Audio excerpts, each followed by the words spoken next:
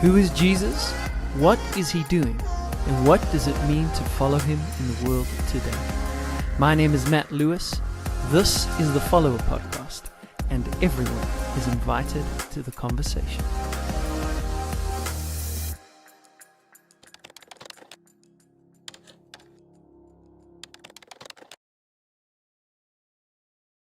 Hello, Followerpodcast friends. So I hope you've been enjoying the series of Mountains Bow Down. We are at mountain number 8. And this mountain is called Seed, and it's about choosing hope at the mountain of despair. Today I've asked my friend Louise Dixon to come join me in the cafe that by now you are getting familiar with. The reason I've asked Louise to come join me is because she's part of the leadership team here at YWAM Herrenhut, and I think her experience and what the guys are doing here ties into a lot of my experience through this particular mountain and the lessons I learned through it. So we're going to go ahead, we're going to get chatting, and I hope that the stuff is helpful for you.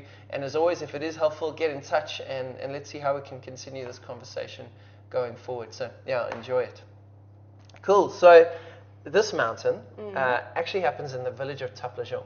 Okay. So we had been in this place, Birtamod, which the guys have heard about. And so we get in these vans, these Jeep vans, and now we're riding through these paths. You've been to Nepal as well, so you know what I'm talking about. We're in these Jeeps and we're going, and I remember my old friend Laura, who was on my team, she just carried on looking out the window and really thought we were going to die every second. Because you're in these Jeeps and you packed, and there's like this much space between the tire and the edge of the cliff. And so we take these Jeeps, we drive all the way up into the mountains of Taplajong, and we're in this village. And I remember there was this one morning, I'm doing my devotion time, and I had this spot that I found, which was like a cliff that overlooked this massive valley.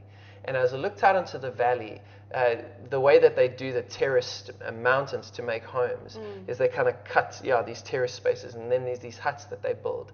And so you look up over the mountains, and there's just huts everywhere, thousands and thousands of huts. I literally tried to count them, couldn't count them, lost count, there were too many. And I remember as I was sitting there, I've got my worship music playing on, so I'm there in my happy place, happy Christian, got my cool Bible open, and I'm looking out over this village, and all of a sudden this thought comes to me of, what is the actual point? What is the point of this? Why are we here? And I start asking questions of God, does this really even matter? We've been praying for people, and we've been sharing your story with people, and that's amazing, but look how many villages, Jesus. And this is just one mountain. How many mountains? And then I looked, and we're in the Himalayas, right? So it's just mountain after mountain after mountain. And I think, how many people are in this place? And then I think about the city that we've come from, Kathmandu, and I think about the other city that we're part of, Birtamod, and I think of Pokhara, and I think all these places in this nation, and I think, man, what are we even doing here? And so this kind of deep sense of despair really falls on me, and I think people can relate to that. We see the news and we see what's going on in the world, and there can be this despair that seeps into our Christianity. Yeah. And so as I'm looking at all these houses, and there's too many to count, all of a sudden I feel like the Spirit of God draws my attention to the trees. And suddenly I can see the trees on the mountains. And what I realize is there are more trees than there is mountain. Like there's so many trees. It's like this dense, thick, almost like a blanket covering the hills. And you can see the huts, but the huts are squashed in between the trees. And the trees have really overtaken the mountain. And then I had this thought, which was to say, and I don't know if it was the voice of God. I felt like it was a thought that wasn't my thought, right? Yeah. But it was settled in me. And this thought was to say, Matt, every one of those trees started as a seed. Every one of those trees started as a seed. And then I thought about the words of Jesus, where he's talking to his friends about what it means to follow him and this reality that he's come to reveal to the world. And he says this reality, it's not necessarily going to start in the big places where everyone would expect it, but actually this reality, it looks like a mustard seed. And this mustard seed is the smallest of all the seeds. But when you plant it, it grows and becomes the biggest tree in the garden. And then this phrase that settled in me was, Matt, if you'll be faithful with the seed, I'll be faithful with the forest. And all of a sudden, in the midst of despair, I realized there was a choice in front of me, which was to choose hope in spite of what I was feeling. And I thought about the disciples. Imagine what it must have been like for them to stand in front of the crucifixion, to see Jesus dead on a cross, to think about all the things that he had been speaking about, this new kingdom coming, this Messiah promise, all these expectations of the big thing that was going to change the world.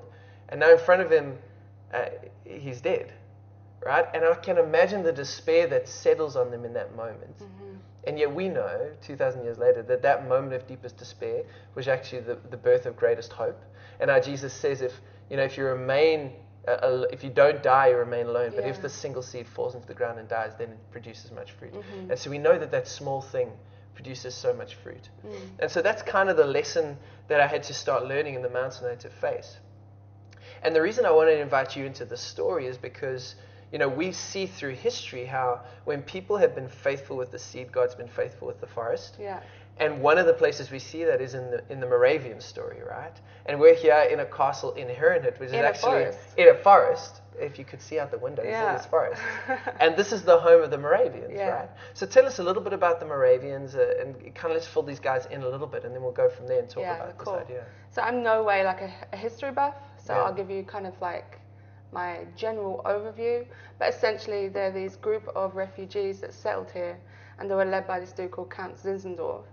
And they changed the world. So that's the quick version, and we can look through the history books and you can kind of fill us in on some more. But I think essentially it was this guy who had a burning passion for Jesus, who just saw the situation around him, saw the persecution, and created space for people. And in that, he led a community into loving God. And I mean, the stories of kind of 100 years of prayer and worship, which kind of created this ongoing missions movement that really did change the world. So it's kind of cool that we're here, sitting in this place as a missions organization in one of the kind of the birthplace of modern day Protestant mission movement. It's pretty cool. It's crazy, right? Yeah, it's quite humbling actually. I forget that sometimes because I just live here now. Right? So I'm walking through the forest or through the town and I'm like, oh yeah, there's like a weird sculpture that alludes to that. You know, there's this like monument. They're like, oh, Zinzendorf, and I'm like, yeah, Zinzen who? But actually, it's pretty humbling. Yeah, it's pretty cool. Yeah, and from what I've read, this Count Zinzendorf, he had the Order of the Mustard Seed. Again, such a cool picture. And this was him and some friends who just devoted their life to holiness. And then the Moravian movement, that faithfulness was really prayer. I don't know about you, but when I open up a newspaper at the moment, or I'm here in Germany, I'm looking at stuff that's happening back home in South Africa, I'm just like, freak. And I'm like, we're hearing about the coronavirus. I mean, it seems like the world's losing its mind. And the last thing I think about is pray. Right. And yet here, the movement of the Moravians, the faithfulness with the seed was that they were faithful to prayer. And they weren't faithful to prayer for one day. They were faithful to 24-hour prayer for 100 years. That's exactly right. And then off the back of that, there's a forest that gets produced, which is that's what you said. If you look back over modern missions, pretty much everywhere in modern missions history, you can find a Moravian in the mix. It's true. It's crazy. Yeah, it's really crazy. And I think about that one story about the guy who they sold themselves into slavery. Yeah, right. So what's that? There's an island? Yeah, so these guys were wanted to go to St. Lucia, which is quite far from here, and it's not so easy to jump on the plane back then. So I think in terms of them wanting to go, they're preparing that they're probably not going to come back. So these guys are carrying their stuff in their coffins, and they're saying goodbye to their families. And they're going with this intention, obviously, or this desire that people would meet Jesus, but they're willing to risk it all and give it all and lay down their lives, essentially.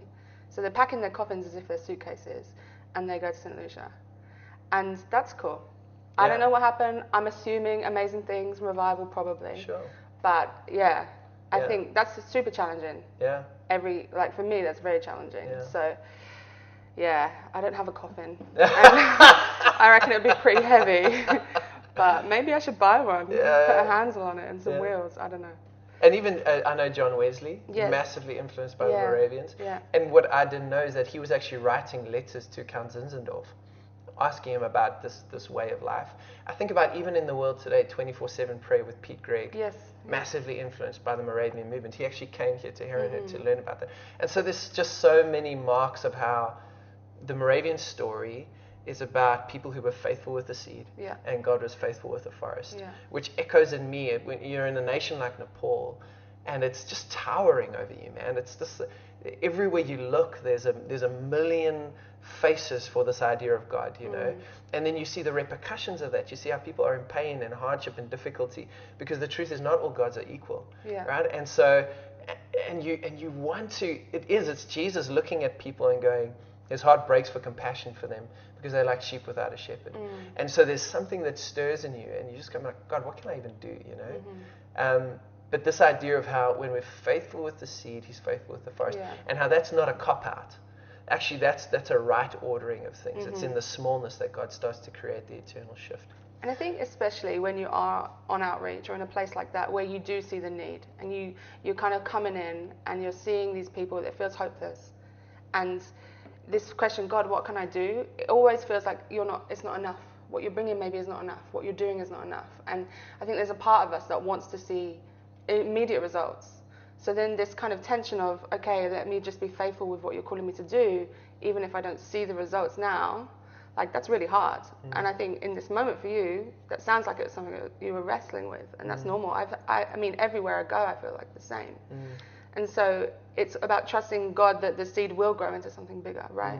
Than just wanting to see the immediate results. And sometimes we do see immediate results, if we can say results, you know. Sometimes we do see immediate change.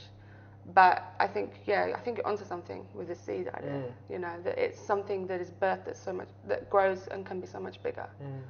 Yeah. And so you as a part of the leadership team of this community, I mean, you're here, and in some ways you're in the shadow of one of the greatest stories of missions history. You know, like literally down the road. It's like, that changed everything. Maybe we wouldn't even be here. You know. Really.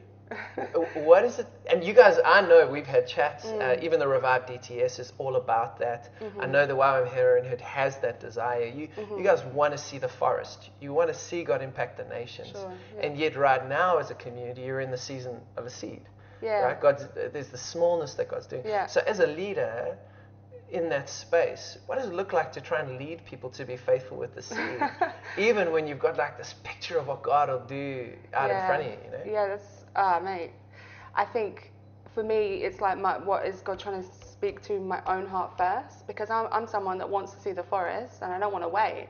Like if I have an idea in my head or a vision, I want to see it, and I want to see it now. And I don't like this tension of, I don't see it, and I you know, in this waiting process and this growing process, it's uncomfortable.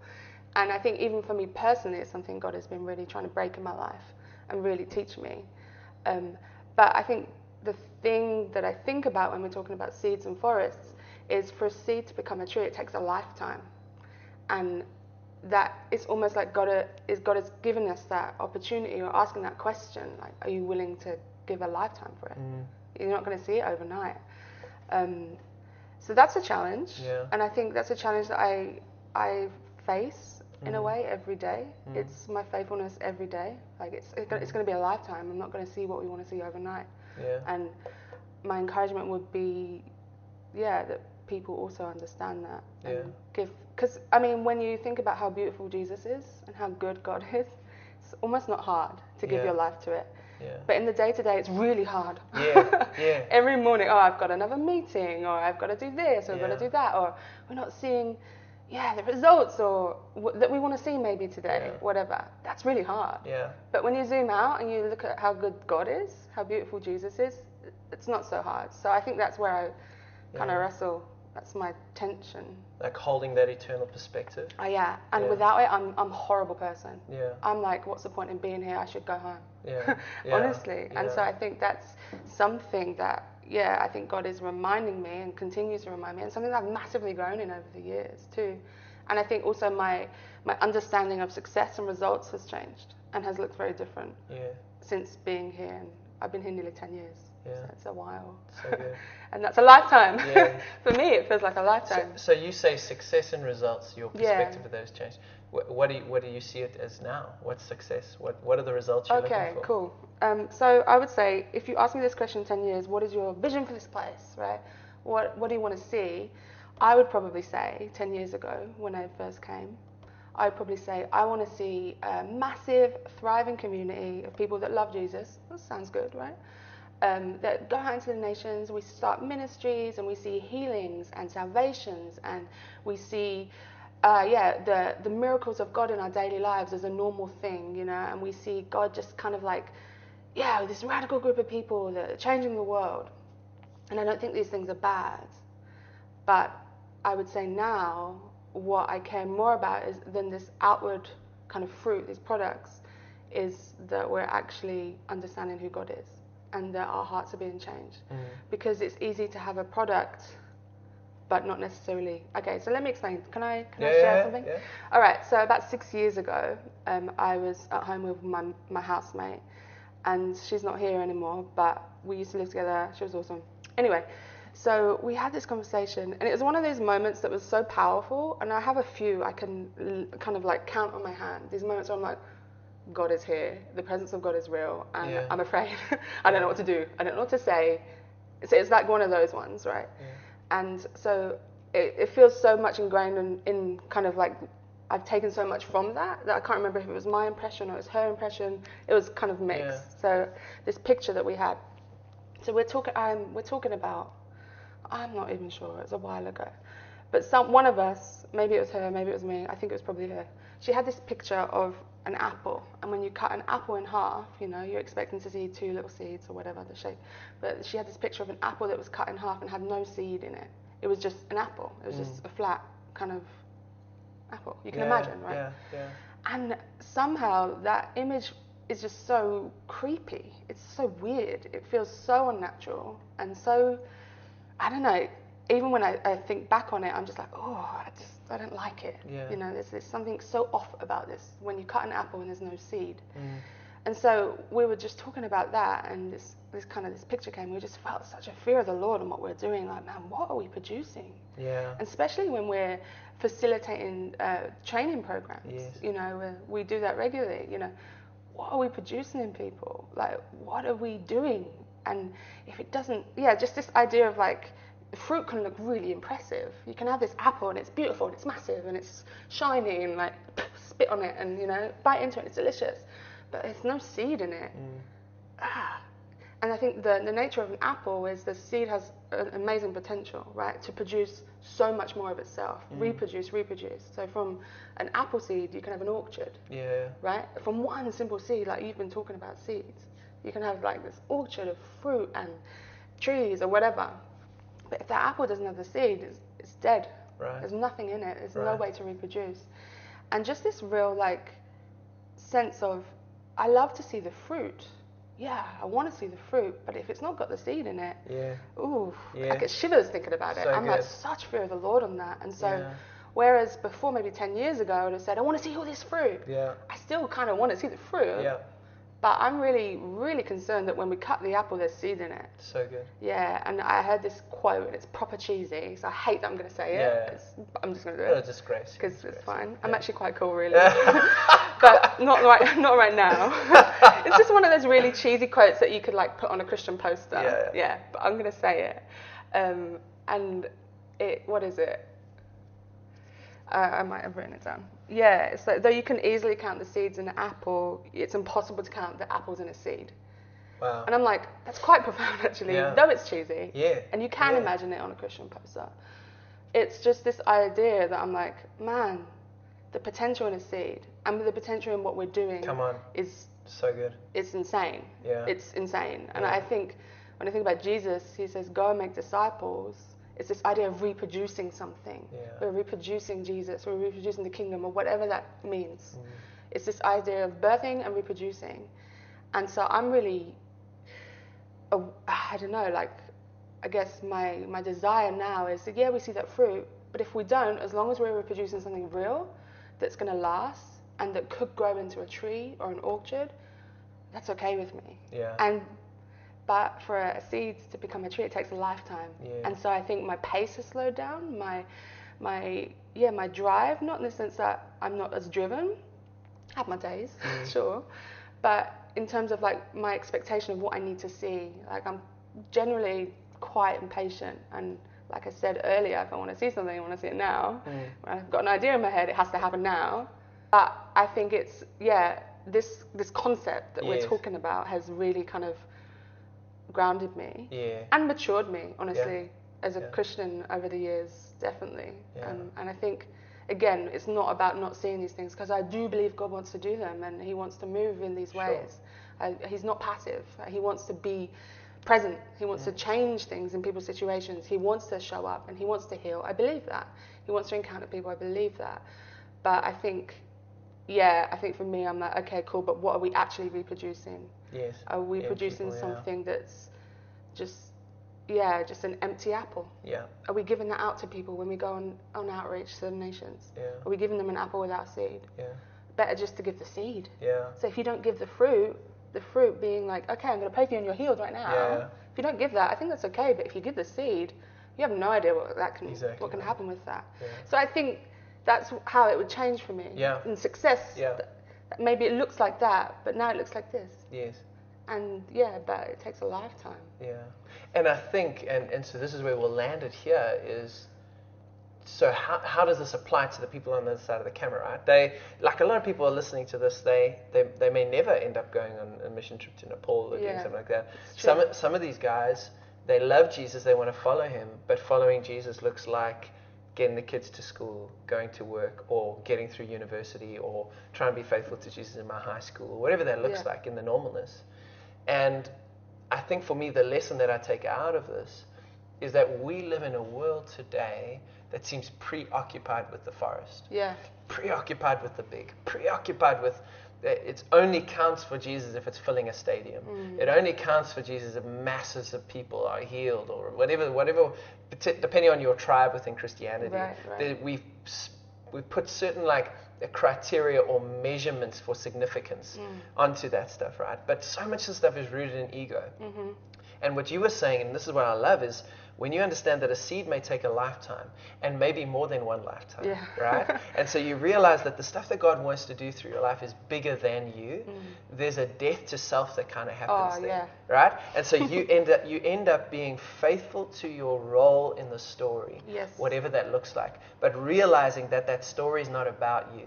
You don't have to be the star of the show, and you trust the sovereignty of God. I think about Martin Luther King Jr. He's got this phrase. He says, the moral arc of history is long, but it bends toward justice. Right? Moral arc of history is long, but it bends toward justice. And so in the immediacy, right now in this moment, we might not be seeing the forest that we hope for. Yeah. But when we're faithful with the seed and then trust God with the lifetime, it's amazing what he can do over time. And then there's that one other phrase that says, when we're younger, we radically overestimate what we can do in a short amount of time, but radically underestimate what we can do over a lifetime. And I think again and again and again, this is the echo that Jesus is calling us to, is to embrace the power of the small and to be potently faithful with that, and then trust that that goes where it goes. And so just keep calling people back to that. And particularly with young people, I would imagine, Youth with a Mission is discipling young people. And so do you find you have to keep calling young people back to that reality? Yeah, I think so. So the way it works here, we do our kind of discipleship program, 6 months. And then we invite people to come back on staff. We love that. And so we have a 2-year minimum kind of staff commitment. You come for 2 years, knowing that you can't really do anything. The 2 years is really just an introduction, kind of transitionary period. But 2 years feels like a life sentence to a young person. Yeah. I remember when I came back on staff, I was like, I don't know about this 2-year deal. You know, I think I'll see how it goes. And then when I feel like I've done enough, or it feels like a real life sentence. And then when my 2 years ended, I was like, oh, that went really fast, actually. And I remember that technically my 2-year commitment's up. I'm free, Shall I stay? Shall I leave? I just felt like I haven't even started yet. I haven't even begun, with what God wants to do in my life here, but also, through me in this place. I haven't even started. And 2 years is nothing. And now I'm a little bit older than I was when I came 10 years ago. And 10 years feels like a lifetime, but it's also nothing. And so I think as you get older, I was in my early 20s when I came. As you grow and get older, you see that, and that becomes a bit more aware, but a bit more apparent. But with the younger people, it's a lifetime. And my story, and I love to try and encourage others with that, is that I chose to commit. And what can you do when you have a heart posture of commitment? What could it look like? So good.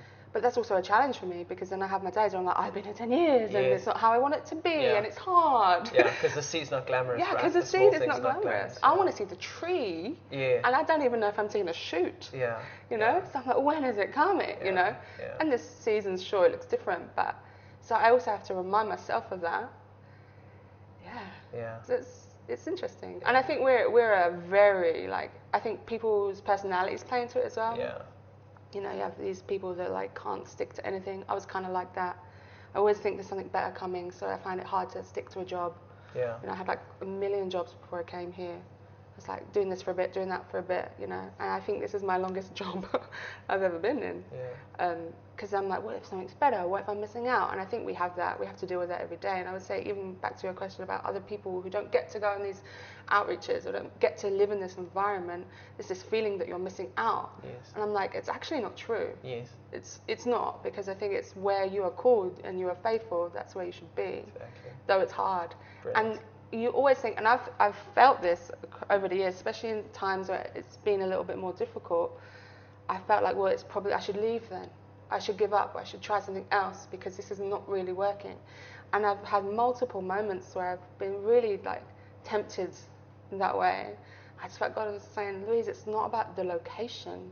Like this feeling that you're feeling in this season, you've got this fight or flight, you want to fly, you know, but the location change isn't going to do anything in your life. That's not the point. You're not going to feel better if you do something else.